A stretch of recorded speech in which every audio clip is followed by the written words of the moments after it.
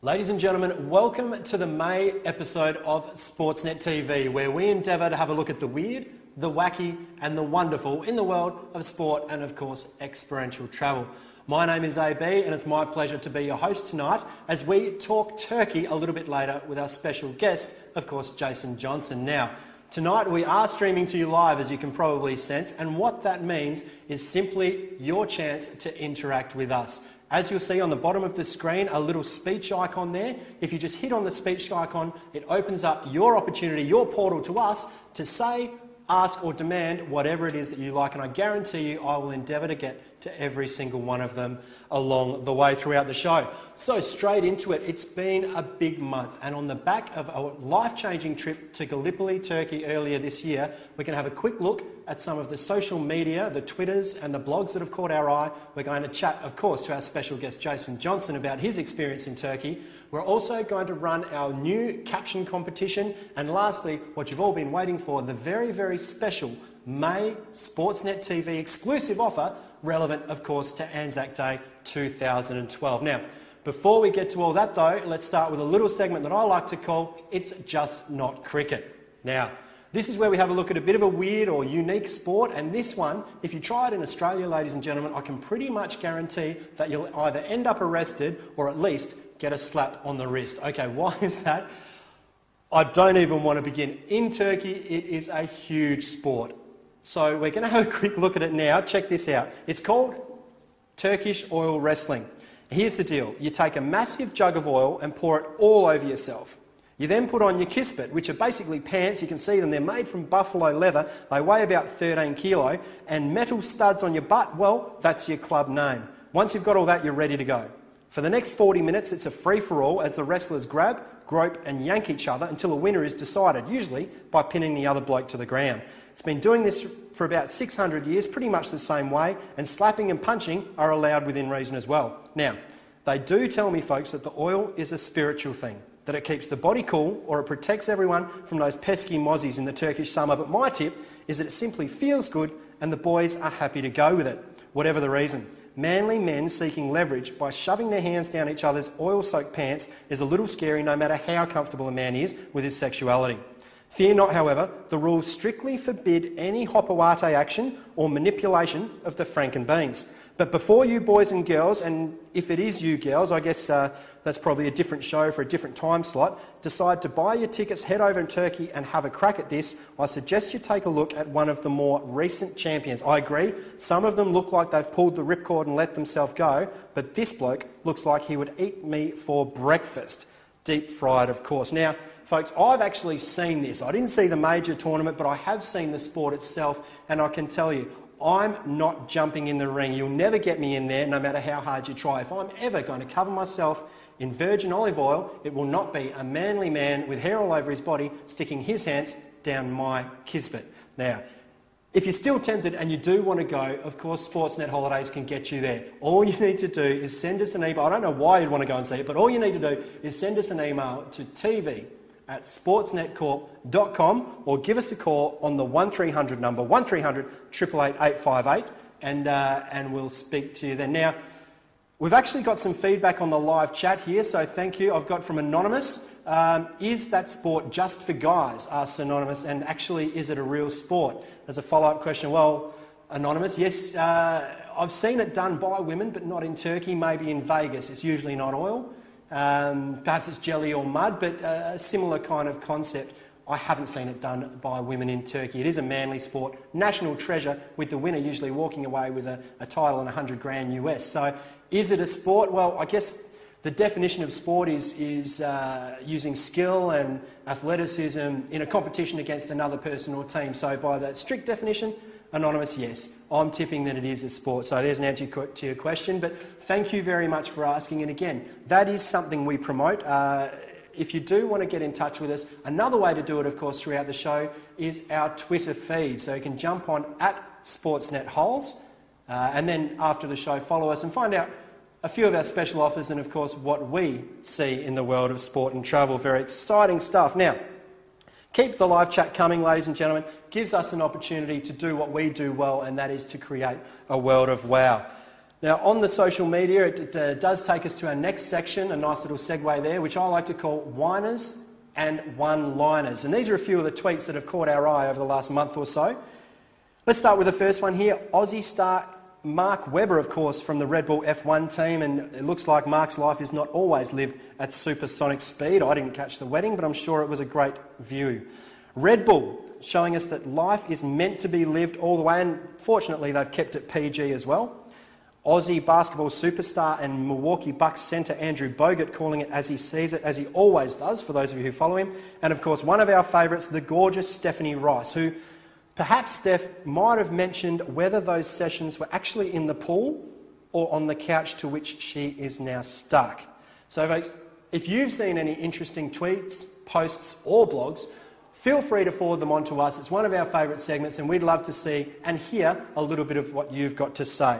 Now, I did promise you our very, very special guest, and we're going to get to it now. So we're going to talk turkey quite literally with our special guest tonight, Jason Johnson. For those of you who are not AFL fans, Jason's a former Essendon AFL player, a premiership player in that almighty 2000 team. He is an Anzac Day veteran, 6 times at the MCG with the big clash against Collingwood, and of course he's an All-Australian having represented his country. Jason, welcome and thanks for coming in. Oh, my pleasure, AB. Thanks for having me. Oh, mate, it's been always a pleasure. I know you're a very busy man. Now, we were just talking about Twitter. How do you go with that? Are you a Twitter guy? Look, I have got a Twitter account, AB, and I must admit I don't use it to promote, I guess, washing my car or buying a hammer or those sort of things. Is that because you usually get Jess to do all that? Or? Well, possibly, and I'm probably a bit flat out in the kitchen as well, mate. But I do use it to promote a little bit of our business and what we're doing with some of the athletes. So, yeah, personally, I just use it more for a business tool than anything. And also, being in Turkey, it was great to keep up to date with the AFL scores. It was, and obviously we're going to throw Jason's, or we might have already thrown Jason's Twitter address up there at JasonJohnson14. Now, fair to say, illustrious AFL career, very, very busy. You're a travel aficionado. How did you manage? You've been to a lot of places. How did you do it throughout? Did you fake an injury to get away for 6 to 8 weeks? How did you manage? Oh, look, I guess being fortunate enough, we always get the 8 weeks off at the end of the season. So, and always had designated footy trips. So, Essendon, I guess, prided themselves. Do you remember those? Yeah, no, absolutely. Essendon sort of prided themselves on having a bit of a time away as a team. I know it's sort of been, banned out of the game in a lot of clubs, the football trips. But Essendon pretty much held a trip every year. So we ended up going to the same places a lot of the time. Maybe I think we went to Vegas. I think 5 out of in 4 years. So yeah. We did repeat a little bit, but look, we obviously got this, and that's a great part of being involved in football. You had that time at the end of the season where you could take maybe a month to go and do a little bit of travel. Absolutely. Now, I know you've been to a few other places in the world as well with skiing and all that sort of thing. Now, what's your favourite destination on the planet, and tell me why?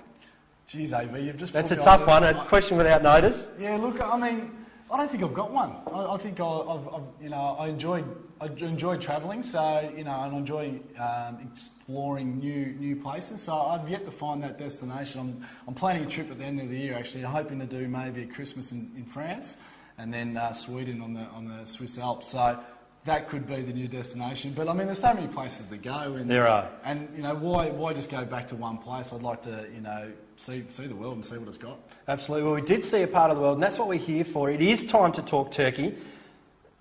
First time as a tour host. Fantastic job, ladies and gentlemen, by the way. You're in very safe hands. But first impressions, we landed in Istanbul. What did you think? Yeah, I was probably blown away about the size, and obviously having the tour guide on the bus and talking to us on the way to the accommodation about the history of Turkey and just giving us a small introduction to the place in itself. The traffic was bumper to bumper. There was, you didn't know where the people were merging, no indicators. It was a free for all, and you just sort of think, this doesn't happen in Melbourne. You don't see that down, you might see it down Victoria Street or something like that, but certainly it doesn't happen down Royal Parade or Sydney Road or anything like that, the way it does. But look, it was just big. It was it was busy. Pretty place, very clean, wasn't it? Yeah, absolutely, very clean. And I guess one thing I noticed on the way in, the 45 minutes it took us to get from the airport to the accommodation, was the flags and how proud they are of the Australian flag. Or the Turkish flag. Yeah, sorry. I was actually I had American in mind too. There you go. America, and you see the American flags in the front doors of every house that you go past. But in Turkey, it was as we drove through the countryside, it was on top of trees, it was on cliffs, it was on buildings.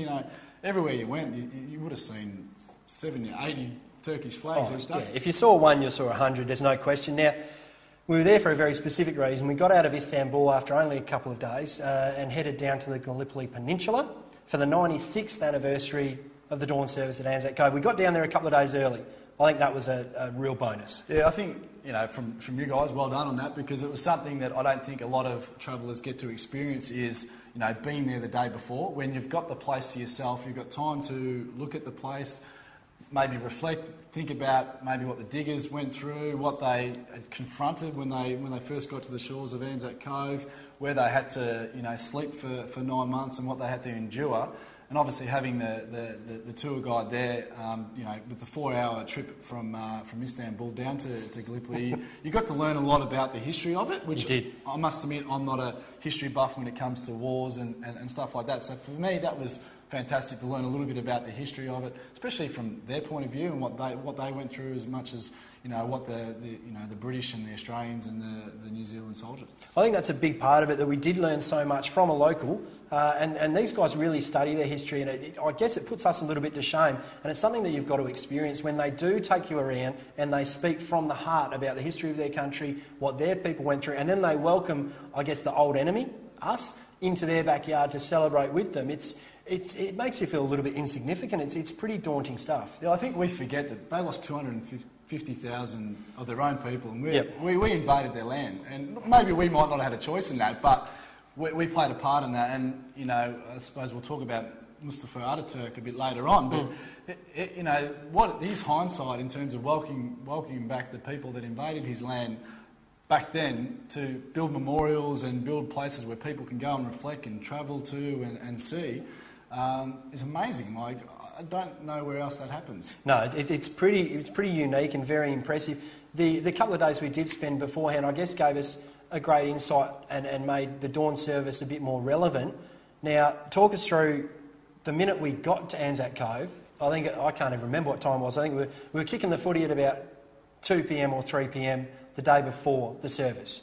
Yeah, look, I think we got there at about 3:30, 4 o'clock in the afternoon, and obviously the gates to open to head up the mountain open about 5:30. So it's probably was chaos. That was chaos. That was chaos. 200 buses trying to make their way up to the memorial or to Anzac Cove, and there was a fair bit of waiting and anticipation building, which is not a bad thing, and you get to see Aussie travellers. I mean, a small world. We bumped into a couple of guys I went to school with, or went to the same school as me, and conversations, and just building that excitement about what we're just about to experience with other people.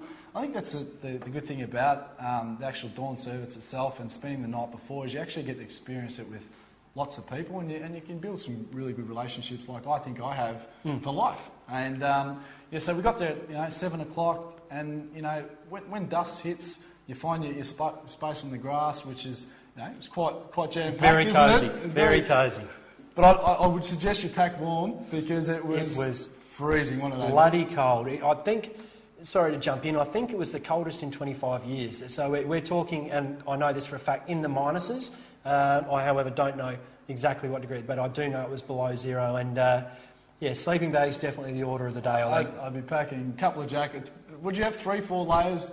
I think I had 5 layers on, including the leather gloves that we shot for together. I still got mine and hold them very dear to my heart. But it was freezing cold, and I think that added to it as well, because the whole mystery around the occasion and sitting there watching it fill up with more people, the fog out of your mouth, the kebabs cooking off to the side, and they kept us entertained all night. Yeah, absolutely. I mean, throughout the night they have documentaries playing. It might be an Australian story, it'll be a New Zealand story, a Turkish story about a family, and then war letters to home. And that's the most moving part, is to hear people's thoughts back then in 1915, what they were going through and what they were thinking and feeling. Like, I don't think you can ever comprehend what it was like to be in their shoes, to be honest with you. Absolutely not. There's no way knowing it. That was 2011. We did it. We did all the services, dawn service, up to the Lone Pine to do the Australian service, which was fantastic.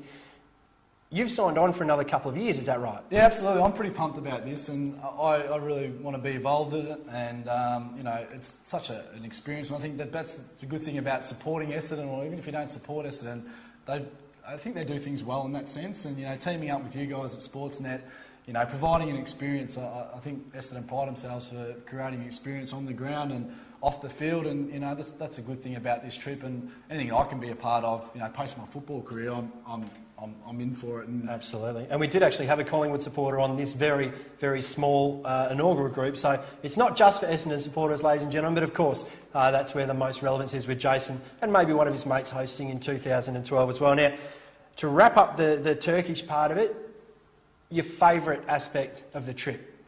Yeah, the first day in Istanbul, just visiting the mosques and learning a little bit of the history of the place and the people, and then obviously the dawn service, the build up to it the night before. The dawn service is not too dissimilar to any other dawn service that you go to, maybe in Melbourne. So I wouldn't go there with a real high expectation of a mind-blowing ceremony or fireworks, because you're not going to get that at a dawn service. But the night before is something that you'll never ever experience, and you have to do. So those two things definitely were the highlights of the trip. That's the money. And obviously, mate, being involved with you. Yeah, until I found out you're from Assumption College, and I've just got over that, mate, but it's all good. Now, lastly, a couple of Turkish travel tips. Well, as we said, pack warm. Yes, definitely pack warm. If you like your coffee, make sure you drink plenty of it before you go, because if you're a coffee snob like me, and you're not into drinking the Nescafe sachets, that's all you're going to get in Turkey, so be prepared for that. Maybe pack an espresso coffee machine like I have at home. They travel well. Yeah, they do. Obviously pack warm, and maybe wear some comfy shoes, because you do some walking. And I just reckon come there with the mindset of having an adventure. We had some great people on the trip that were prepared to do anything, and it was their first time. And I think if you come with that mindset and attitude, it'd be great. Yeah. If you ever get to Turkey, Channel 16 in your hotel TV guide. Now, Jason, lastly, we like to do this with every guest we've got. Are you ready to play What Are You Packing? I'm not really, but... Okay, well, you're going to do it anyway, mate. Here we go. Here we go. Right, ready? Yeah. Okay. What sticks in your throat worse, Turkish coffee or losing an AFL final? Turkish coffee's pretty thick, but I still haven't got over the 2001 grand final. Fair enough. In a new city, do you take the street map or do you follow your nose? I never read manuals, so I always just follow my nose, and it does me undone every time. I reckon I saw you with a map upside down once. This is a cracker. Which of your ex-teammates can you seriously see competing in oil wrestling? Oh, geez, I hope he's watching out there. Joe Watson, the current captain, doesn't mind oiling up for the sun. Really? He loves it. Jobby. Yeah. 3 to 4 weeks to get yourself right to go, big fella. Scruncher or folder? Scruncher. If you could only pack one thing to travel, what would it be? Toothbrush. Very good. And finally, 90,000 at the MCG on Anzac Day or 12,000 at the Gallipoli Dawn Service? Well, look, I must admit, I've been lucky enough to play in 6 Anzac Days, so I want to build up this travel experience for a few more, because I had such a great time. So, look, nothing beats playing football, I must admit, but being at the Dawn Service is pretty special. Can we call it the fifth draw of the 2011 season, perhaps? Absolutely. All right, done. Very good. Now, we're going to move into a segment before I let you go, Jason. Just 2 more things, if you don't mind. I know you're a very, very, very busy man. But we're going to start with a little section, a caption competition that we like to call Easy for You to Say. Now, folks, this one, we've got some great prizes on offer. All you need to do is look at this image right here, and you can see the big fella from before, the big national champion from the Turkish oil wrestling. And all you need to do is fill in that caption with the funniest, most unique, most creative answer you can possibly think of, and email it to us at tv@sportsnetcorp.com. I've got so many things running through my head right now. And our prize, Jason, just so you know, folks, we've got a beautiful prize here. We've got a lovely little Sportsnet merchandise pack. We've got the backpack. We've got the drink bottle. We've got a beautiful polo shirt like this one, but red. We've got a lovely Sportsnet baseball cap as well. We like those. And, of course, you can't be complete without a Sportsnet stubby cooler also. So we've got all that sort of stuff valued at over $100. Jason, kick us off with the first caption. Oh, God, hey, but you put me on the spot, mate. You've got to have something there. I've got to try and keep it above the table, don't I? A lot of things come to mind, but look, I'd have to say maybe I think he'd be dedicating his victory to maybe Johnson & Johnson Baby Oil. So I reckon he might be saying... What? Johnson, is Mark watching this? Oh, well, no. And I haven't done that with Mark Johnson either. Okay, but, fair maybe enough. they might see... No, they won't see you and I do it next year. Fair enough. So, folks, as I say, very easy to enter. We'll be announcing the winner next episode of Sportsnet TV. That'll be June 22nd at 7 o'clock, but we'll cover that off a little bit later. And a great competition. The more entries we get, the bigger the prizes we can offer as time goes on.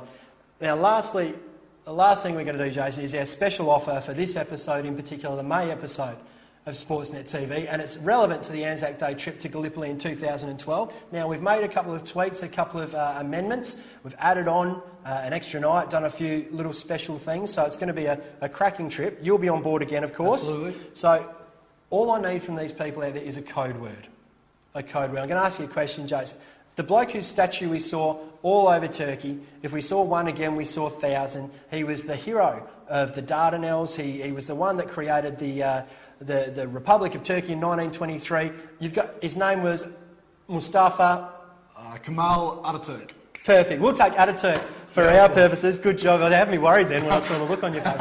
All you need to do, ladies and gentlemen, is get on the phone before 5 p.m. this Friday, the 20th of May. Provide any of our sales team with the code word Ataturk. Okay, we'll leave it up there for a little while so you can get the spelling right or the pronunciation. Just say Ataturk.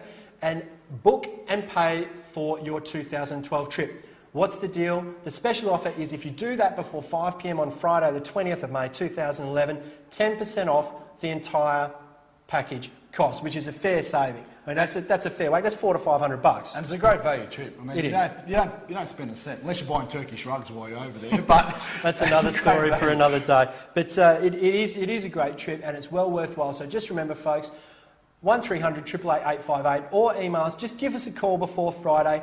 Bang it on the credit card. It is an amazing trip, and that'll be our special offer for the month of May. So that's about it, Jason, I think.